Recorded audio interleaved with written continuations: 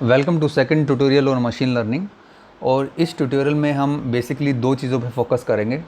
पहला है MATLAB interface basics के बारे में और दूसरा है इम्पोर्टेंट कमांड्स जो मैटलैब में हम यूज़ करेंगे ताकि जब हम फाइनली कोड राइट करें तो ये वाली कमांड जो हम फ्रिक्वेंटली यूज़ करने वाले हैं, तो इनको पहले ही जो है हम एक बारी प्रैक्टिस कर लेते हैं ताकि जब फाइनली हम कोड राइट करें तो हमें ज़्यादा दिक्कत ना हो।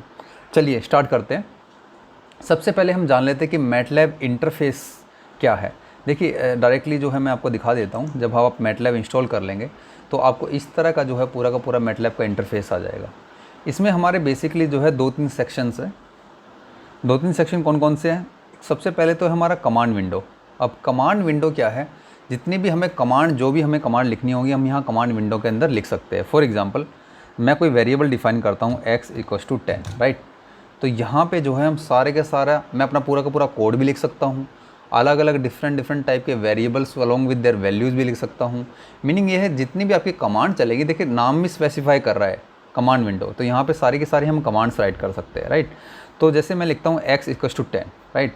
तो अब जब हम इसको एंटर करते हैं तो x is now storing the value 10।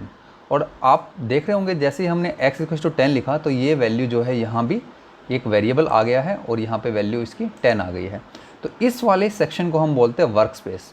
तो जितने भी जो है हम वेरिएबल्स कमांड विंडो के अंदर लिखेंगे वो सारे के सारे वेरिएबल्स हमारे कहाँ प्रेजेंट होंगे? वर्क स्पेस के अंदर। सेकंड वे में क्या बोल सकता हूँ, अगर मैं यहाँ पे कोई कोड लिखता हूँ मैटलैब के अंदर, तो वो जितने भी वेरिएबल्स उसके अंदर होंगे वो सारे के सारे कहाँ आ जाएंगे? वर्क स्पेस के अंदर, राइट। अब तीसरा सेक्शन कौन सा है हमारा? ये है हमारा करंट फोल्डर का। अब करंट फोल्डर का सेक्शन क्या है? ये हमारा पाथ स्पेसिफाई करता है। जो भी हम कोड लिख रहे हैं जब उसको हम सेव करके चलेंगे तो उसका पाथ कौन सा होगा, ये यहाँ पे जो है हमारा पाथ आ जाएगा उसका। देखिए अभी फ़िलहाल अगर आप इसमें देखेंगे तो ये देखिए ये सी यूजर्स में, मान में, डॉक्यूमेंट्स में, ये पूरा का पूरा पाथ है। और ये क्या है? हमारा डेटा प्री प्रोसेसिंग फ़ोल्डर है। और डेटा प्री प्रोसेसिंग फ़ोल्डर के अंदर ये हमारे सारे के सारे हमने फाइल बना के रखी हुई है। तो करंट फोल्डर हमारा कौन सा है? करंट फोल्डर हमारा है सी यूजर मान, machine learning, data pre processing, Mukesh ML classification और डेटा प्री प्रोसेसिंग फ़ोल्डर। इस डेटा प्री प्रोसेसिंग फ़ोल्डर के अंदर हमारे सारे के सारे ये फाइल्स हमने रखी हुई है, राइट। तो बेसिकली हमारे तीन सेक्शंस इंपॉर्टेंट है। करंट फोल्डर जो कि पाथ दिखाता है, हमारा करंट डायरेक्टरी दिखाता है। कमांड विंडो जहाँ पे हम सारी की सारी कमांड्स लिख सकते हैं, पूरा का पूरा कोड लिख सकते हैं। और तीसरा कौन सा है? Work space. वर्क स्पेस में जो भी हम कमांड विंडो के अंदर लिखेंगे उसकी अलोंग विद देयर वैल्यूज़, अगर उसकी कोई वैल्यू है तो ये यहाँ पे आ जाएगा। तो ये तो हुई हमारी तीन मेन इंपॉर्टेंट सेक्शंस के बारे में, राइट। अब न्यू स्क्रिप्ट, जब भी मैं कोई कोड करूँगा तो न्यू स्क्रिप्ट कैसे बनाएंगे? तो यहाँ पे जगह होम बटन है। ऑल्दो यहाँ पे बहुत सारे फंक्शंस है लेकिन बहुत सारे फंक्शंस, बहुत सारे बटन्स का हमारा जो है यूज़ नहीं है। तो जितना हमारा यूज़ है हम उनके बारे में केवल बात करेंगे फ़िलहाल। तो अब अगर हम कोई नया कोड बनाने वाले हैं तो कैसे बनाएंगे? सबसे पहले न्यू स्क्रिप्ट पे क्लिक करेंगे। तो न्यू स्क्रिप्ट पे जो है देखिए फ़िलहाल यहाँ अनटाइटल्ड आ रहा है। इसका मीनिंग अभी हमने जो है कुछ भी इसको नेम नहीं दिया है। तो हम फ़िलहाल एक कोई छोटी सी स्क्रिप्ट बना के देख लेते हैं। तो जैसे हम बोलते हैं कि x = 10 है एंड y = 20 है। तो हमें सम करना है इसका, तो z = x + y हमने कर दिया, राइट। तो ये z = x + 1, ये कोई छोटी सी बहुत ही नेम हमने कोई स्क्रिप्ट बना ली है। और इसको हम सेव करेंगे। Ctrl+S कर दीजिए आप इसको, और Ctrl+S करके ये जो है आपका पाथ मांगेगा, जिस पाथ में भी अभी फ़िलहाल हम कौन से करंट फोल्डर कौन सा है, देखिए हमारा करंट फोल्डर कौन सा था? Data pre processing. तो बाय डिफ़ॉल्ट जब Ctrl+S करेंगे तो ये यहीं पे लेके आएगा। अदरवाइज़ जो है आप अपना खुद का भी करंट फोल्डर चूज़ कर सकते हैं। अब इसका नाम आप दे दीजिए कुछ भी। फॉर एग्जाम्पल मैंने इसको टेस्ट रख दिया है, तो टेस्ट नाम से हमने इसको सेव कर दिया। तो ये हमारा देखिए इस current folder data pre processing के अंदर ये हमारा फाइल बन के आ गई है, राइट। और इसकी एक्सटेंशन क्या होती है? .m। मैटलैब में काम कर रहे हैं तो इसकी एक्सटेंशन क्या है? .m। तो अब जब हम इसको रन करना है तो हम कैसे करेंगे? क्योंकि अब हमने फाइल बना दी है तो हमारी कमांड विंडो के अंदर रिजल्ट्स आएंगे। देखिए इसको रन बटन हम यहाँ प्रेस करेंगे तो हमने z की वैल्यू कितनी आ गई? 30। तो जितनी जितनी वेरिएबल्स की हमने वैल्यू डिफ़ाइन की थी, डिक्लेयर करी थी यहाँ पे, वो सारी की सारी कहाँ पे आ गई? x के अंदर 10 आ गया, y के अंदर 20 आ गया, z के अंदर 30 आ गया। क्योंकि हमने 3 वेरिएबल्स यहाँ पे यूज़ करे हैं, तो तीनों के तीनों कहाँ आने चाहिए, क्योंकि ये कमांड विंडो के अंदर आ गए हैं अब, तो कमांड विंडो के अंदर आने का मतलब ये कि क्या है कि ये वर्क स्पेस के अंदर भी आएंगे। तो एक्स वाई जेड यहाँ पे हमारे तीनों के तीनों वेरिएबल्स आ गए हैं अलॉन्ग विद देयर वैल्यूज़। तो मेनली जो है ये 3-4 सेक्शंस जो है इंपॉर्टेंट है, जो जिसमें हम फ्रिक्वेंटली यूज़ करने वाले हैं। एक और इम्पोर्टेंट सेक्शन है, ये तो हुआ हमारा सिंपल तरीके से जिस तरह से हम यहाँ पे स्क्रिप्ट्स बनाएंगे, फिर कमांड विंडो के अंदर जो है पूरी की पूरी स्क्रिप्ट रन करके यहाँ पे हम रिजल्ट एट द एंड देख सकते हैं। लेकिन कभी कभी होता है क्या, आपको जो है ड्यूरिंग द एग्जीक्यूशन जो है अपने रिजल्ट्स देखने हैं, लाइव रिजल्ट्स देखने हैं। तो उस केस में आप क्या करेंगे, हम जो है दोबारा से यही वाली स्क्रिप्ट बनाते हैं। देखिए इसको कॉपी कर लेते हैं और यहाँ पे होम बटन पे जाते हैं। तो एक और ऑप्शन है, ये जो न्यू वर्जन है मैटलैब का इसमें अवेलेबल है ये, तो यहाँ पे है न्यू लाइव स्क्रिप्ट भी बना सकते हैं आप। तो न्यू लाइव स्क्रिप्ट बनाने के लिए देखिए मैंने न्यू लाइव स्क्रिप्ट पे क्लिक किया और ये सेम कोड हमने यहाँ कॉपी कर दिया, राइट। इसको भी सेव कर लेते हैं Ctrl+S करके और इसका नाम रख लेते हैं test2, राइट। एक्सटेंशन देने की ज़रूरत नहीं है, बाय डिफ़ॉल्ट जो है मैटलैब इसमें एक्सटेंशन ले लेगा अपना। तो test2 से हमने ये यहाँ पे आ गया है। अब इसको क्या करेंगे, हम इसको अब हम रन करके देखेंगे, राइट। तो देखिए अब ये हमारी MLX स्क्रिप्ट बन गई है। तो इसको जो है हम run the section, right click करिए और रन द सेक्शन कर दीजिए आप। तो यहाँ पे क्या हुआ, पूरा का पूरा जब हम सेक्शन रन किया हमने, तो ये हमारा देखिए थोड़ा सा स्लो है। यहाँ पे रन द सेक्शन कर लेते हैं, सिलेक्ट कर लीजिए इसको एंड रन द सेक्शन। तो सिलेक्ट करके हमने पूरा का पूरा ये लाइव आ गया है यहाँ पे x=10, y=20, z=30, राइट। ये इस तरह से हमारा आ गया। तो यही इंपॉर्टेंट चीज़ें हैं, एक दो चीज़ कि हम लाइव स्क्रिप्ट्स कैसे बनाते हैं, किस तरह से हम करंट फोल्डर क्या है हमारा, और क्या बोलते हैं हम कमांड विंडो क्या है, राइट, एंड वर्कस्पेस क्या है। तो ये तो हमारा बेसिक इंटरफेस हुआ जो हम यूज़ करने वाले हैं फ्रिक्वेंटली, राइट। अब दूसरा क्या है, कुछ बेसिक कमांड्स के बारे में भी देख लेते हैं, कौन कौन सी बेसिक कमांड्स है जो हम यूज़ करेंगे। तो 1 बाय 1 जो है एक बार कवर कर लेते हैं इसको। x=10 आप ये कमांड विंडो में लिखेंगे तो इसका रिजल्ट क्या आएगा, अभी हमने देखा x=10 लिखा। अगर हमने एक बार कॉपी करके जो है जल्दी से इसमें फिनिश कर लेते हैं, तो कमांड विंडो में हम लिखते हैं x=10, तो रिजल्ट कितना आया x=10, और x वेरिएबल कहाँ आ गया मेरा, वर्क स्पेस के अंदर भी आ जाएगा, राइट।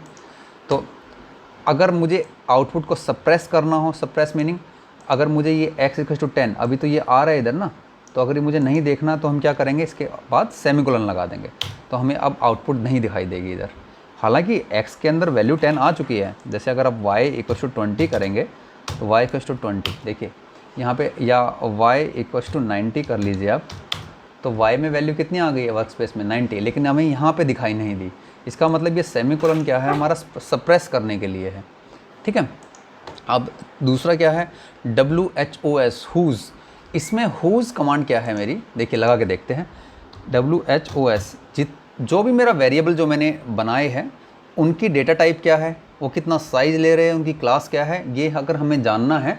वर्क स्पेस के अंदर जितने भी वेरिएबल्स हैं उनकी डेटा टाइप क्या है, उन्होंने स्पेस कितना लिया, वो किस क्लास के हैं, तो हम कमांड टाइप करेंगे WHOS, राइट। तो देखिए x वेरिएबल है वर्क स्पेस के अंदर, साइज़ क्या है इसका 1x1। अब देखिए 1x1 का मीनिंग क्या है, मैटलैब जितने भी वेरिएबल्स है बाय डिफ़ॉल्ट उनको क्या लेती है, एक मैट्रिक्स फॉर्म में लेती है, राइट। उनको ट्रीट कैसे करती है, एज अ मैट्रिक्स। मैटलैब में जितने भी हम वेरिएबल डिक्लेयर करेंगे वो हमारे किस तरह से हम देखेंगे, उनको एज अ मैट्रिक्स फॉर्म में देखेंगे, राइट। इसी तरह y=1x1 मैट्रिक्स है, z=1x1 मैट्रिक्स है। ये साइज़ कितना ले रहा है, 8 बाइट का, 8 बाइट का। क्लास क्या है, डबल टाइप की है, डबल टाइप की, राइट। और इनकी वैल्यूज़ क्या है, 10 है, 90 है, 30 है, राइट। सो ये चीज़ है। तीसरी चीज़ है हमारी कुछ इनबिल्ट फंक्शंस, राइट, मैटलैब के अंदर। तो इनबिल्ट जैसे फंक्शंस हमने पढ़े थे, तो यहाँ पे इनबिल्ट फंक्शंस का हम यूज़ करने वाले। तो कुछ इनबिल्ट फंक्शंस का फ़ायदा क्या है इनबिल्ट फंक्शंस का यूज़ करने का।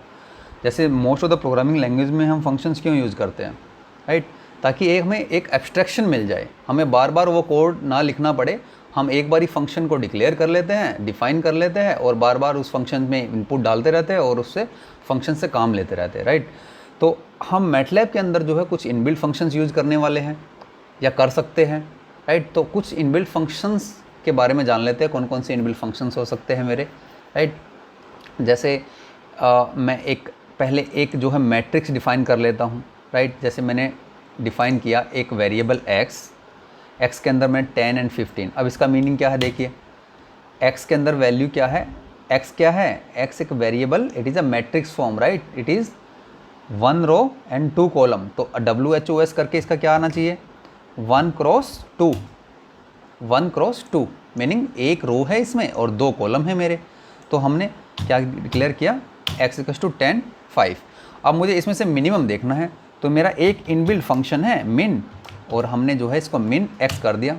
तो मिनिमम, इनमें से मिनिमम क्या होगा, मिन x 5 में से देख लेते हैं क्या है, 5।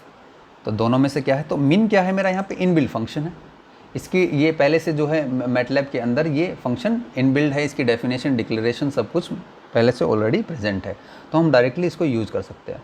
तो मैटलैब के अंदर बहुत सारे जो है मेरे इनबिल्ट फंक्शंस है। तो ओवर द टाइम जैसे हमें रिक्वायरमेंट होगी हम उन इनबिल्ट फंक्शंस को जो है डिस्कस करते जाएंगे। फिलहाल इस ट्यूटोरियल में मेरा बताने का मीनिंग यही है कि किस तरह से हम कमांड विंडो को यूज़ करते हैं, वर्क स्पेस में किस तरह से वेरिएबल आ जाते हैं, अगर हमें कोई स्क्रिप्ट बनानी हो तो किस तरह से हम 2 तरीके से बना सकते हैं, उसको लाइव स्क्रिप्ट भी बना सकते हैं और उसको सिंपल जो है हम एक सिंपल टेस्ट स्क्रिप्ट भी, एक सिंपल तरीके से स्टैटिक स्क्रिप्ट भी बना सकते हैं। लाइव और इसमें स्टैटिक में डिफरेंस ये है, जब इसको हम रन कर लेंगे तो सारे के सारे रिजल्ट एट द एंड हमें यहाँ दिखाई देंगे, और लाइव में ये है कि जैसे जैसे हम उसको पूरा का पूरा सेलेक्ट करके रन करेंगे तो यहाँ 1 बाय 1 जो है हमें रिजल्ट दिखते रहेंगे, राइट। तो 1-2 कमांड्स और देख लेते हैं। अब अगर मुझे मल्टी डायमेंशनल एरे डिफाइन करना हो, राइट, ये तो हमारा 1 रो और 2 कॉलम्स के लिए हुआ। अब मैंने करना है कि मेरे क्या हो, 1, 2, 3 रोज हो और 3 कॉलम्स हो, जैसे इसी एग्जाम्पल है। तो कैसे करेंगे इसको डिक्लेयर, देखिए कमांड विंडो में डिक्लेयर कर लेते हैं। अगर मैं इसको देख, यहाँ पे हमने यूज़ किया है, पहले वाला क्या होगा, फर्स्ट रो। ये तो 10 और 15 किस में आ जाएंगे, फर्स्ट रो में आ जाएंगे, और ये क्या होगा, पहला कॉलम दूसरा कॉलम, राइट। सेमी कॉलन का यूज़ करेंगे सेकंड रो बनाने के लिए, सेमी कॉलन का यूज़ करेंगे फिर थर्ड रो बनाने के लिए, राइट। तो एंटर करते हैं, देखिए कितने रोज हो गए, 3 रोज हो गए, और जो है हमारे कॉलम्स कितने होंगे, 1, 2 कॉलम्स होंगे हमारे, राइट। तो देखिए 10 first row, second row, third row, क्योंकि हमारे कितने कॉलम्स हैं, 2 ही कॉलम्स हैं हमारे यहाँ पे। अगर हमें एक वैल्यू और रख लेता हूँ, जैसे 3/3 का बनाना है, तो आप 3/3 का बना सकते हैं। किस तरह से बनाएंगे, आपने रखा 10, 15, 16, ये तो क्या हुआ फर्स्ट रो और इसमें 3 कॉलम। अब सेमी कॉलम लगाया हमने, अब आप रख लीजिए 45, कुछ भी रख लीजिए, 12, 90, सेकेंड रो, और फिर इसमें 3 कॉलम्स हैं। फिर थर्ड रो बनाता हूँ मैं, हाँ थर्ड रो बना लेते हैं इस तरह से। तो 3/3 का हमने एक मैट्रिक्स बना लिया, राइट। तो इस तरह से हम कितना भी मल्टी डायमेंशनल मैट्रिक्स भी बना सकते हैं, राइट। अब हाँ, ये एक इम्पोर्टेंट पार्ट है इसमें, अगर मुझे एलिमेंट्स को फैच करना है मल्टी डायमेंशनल एरे से, मल्टी डायमेंशनल मैट्रिक्स से, तो हम किस तरीके से फैच करेंगे, राइट। देखिए जैसे ये हमने बनाया x, हमने क्या है एक मल्टी डायमेंशनल मैट्रिक्स बना लिया, एक एरे की तरह बना लिया इसको। इसमें हमने क्या करना है, ये फर्स्ट जो इंडिसेस है इसका मीनिंग क्या है, रो को रिप्रेजेंट करता है, और ये सेकंड क्या है मेरा, कॉलम को रिप्रेजेंट करता है। तो अभी हमें क्या चाहिए, हमें चाहिए कि आप सेकंड रो में जाओ और वहाँ से पहला एलिमेंट फैच कर लो। तो देखो सेकंड रो में जाओ, सेकंड रो क्या है ये वाला, इसमें पहला एलिमेंट क्या है 8, तो ये फैच कर लीजिए आप, तो हमारा क्या आ जाएगा 8 वैल्यू आ जाएगी, ठीक है। तो अब एग्जांपल देखते हैं, अगर मुझे 12 फैच करना हो तो हम कैसे करेंगे, आप y के कौन से रो में जाना पड़ेगा, हमें सेकंड में जाना पड़ेगा। तो हम सेकंड में चले गए, और फिर एलिमेंट कौन सा है, ये भी सेकंड है, तो हम सेकंड पे आ गए, तो हमारा वैल्यू क्या आना चाहिए 12। तो इसी तरह से हम कोई भी जो है वैल्यू फैच कर सकते हैं। 78 को जैसे मैंने 58 को मैंने अगर फैच करना तो क्या करेंगे, थर्ड रो है ये थर्ड रो है, और कॉलम कौन सा है, ये फर्स्ट है, तो क्या लिखेंगे, y का थर्ड रो में आ जाओ और फर्स्ट कॉलम। सिंपल जैसे हम मैथमेटिक्स करते थे, ये उसी तरीके से बिल्कुल काम करता है, राइट। तो ये हुआ हमारा। इसी तरह से हम कौन से यूज़ कर सकते हैं, मैक्स फंक्शन यूज़ कर सकते हैं मैक्सिमम वैल्यू फाइंड करने के लिए। एक फंक्शन जो इम्पोर्टेंट है वो हमारा है साइज़ का। अगर साइज़ क्या करता है, 2 वैल्यूज़ को रिटर्न करता है, और जब ये फंक्शन 2 वैल्यूज़ को रिटर्न करेगा तो इसको होल्ड करने के लिए भी कितने चाहिए वेरिएबल, 2 चाहिए, और उनको मैं बोल देता हूँ आर एंड सी, राइट। आप कुछ भी नाम रख सकते हैं, बट कन्वेंशनली जो है आर एंड सी इसलिए बोलता हूँ क्योंकि यहाँ पे जो है, क्योंकि मेरा ये मैट्रिक्स है, तो मैट्रिक्स में क्या होगा, मेरा रो एंड कॉलम्स होंगे, तो जो पहला जो आएगा वैल्यू निकल के वो होती है मेरी रो, और जो सेकंड इसका आर्ग्यूमेंट की जो वैल्यू आएगी, जो इसके फंक्शन की वैल्यू आएगी, वो मैं लूँगा कॉलम के अंदर, राइट।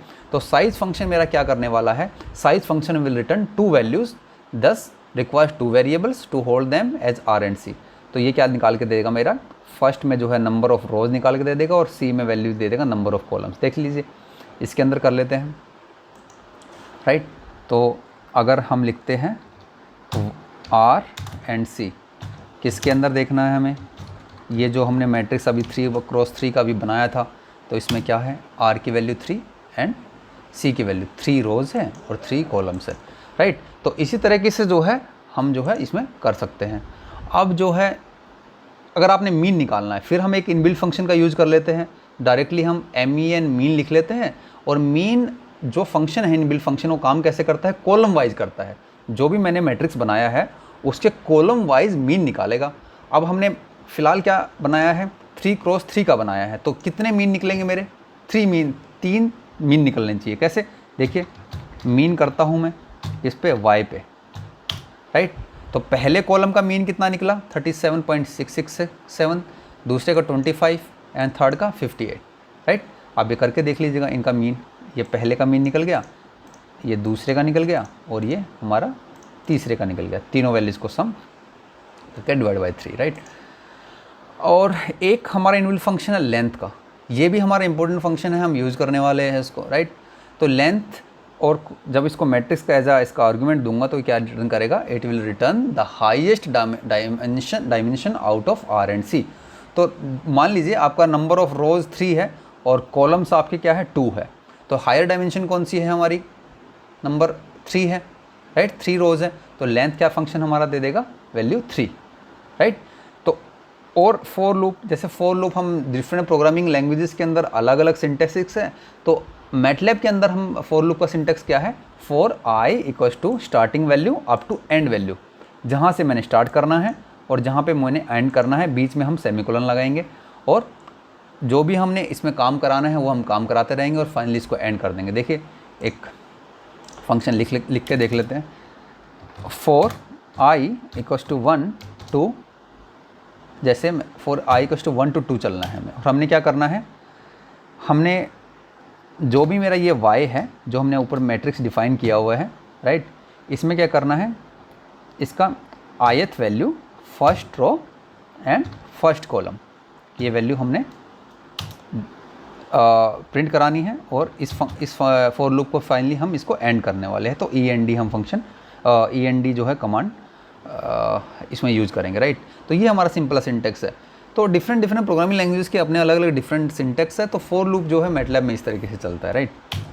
देखिए वैल्यू क्या आई हमारी, फॉर आई में पहले कितना आया 1, तो y इक्वल्स टू 1 पे वैल्यू कितनी है 10, देन स्टार्ट ऊपर गया, देन i की वैल्यू कितनी हुई 2, तो y इक्वल्स टू 2 पे कितनी वैल्यू है, देखो y इक्वल्स टू 2 पे 45, तो 45 प्रिंट हो गया। तो इस तरह से डिफरेंट जो है हमारे सिंटेक्स हैं, अलग अलग लॉजिकल ऑपरेशंस के, अलग अलग लूपिंग के, अलग अलग कंडीशंस के, तो वो जो है आप किसी भी ट्यूटोरियल से उसको देख सकते हैं, बिकॉज़ ये फुल फ्लैज मैटलैब प्रोग्रामिंग का कोर्स नहीं है, राइट। तो इसमें जो है हम बेसिकली वही कमांड डिस्कस करेंगे जो ओवर द कोर्स जो है हम यूज़ करने वाले हैं, राइट। एंड एक और इम्पोर्टेंट फंक्शन है वो चेक करने का है, इज़ न्यूमेरिक। हम चेक करना है कि इसके आर्ग्यूमेंट में हम जो भी आर्ग्यूमेंट देंगे, हमें ये चेक करना है क्या वो न्यूमेरिकल वैल्यू है कि नहीं है उसकी, राइट। तो इज़ न्यूमेरिक, राइट। तो देखिए लॉजिकल 1 10 न्यूमेरिक है कि नहीं है, 10 न्यूमेरिक है, तो that's why it is giving the value 1, right. So अगर तो इस तरह से डिफरेंट हमारे फंक्शंस हो सकते हैं। तो इस ट्यूटोरियल में हम केवल इतना ही करते हैं। नेक्स्ट ट्यूटोरियल में जो है हम आगे देखें किस तरह से हम डेटा को रीड करना है, इंपोर्ट करना है मैटलैब के अंदर, और उसमें डिफरेंट टाइप के ऑपरेशंस लगाने हैं, राइट। तो इसमें इतना ही एंड करते हैं। Thank you.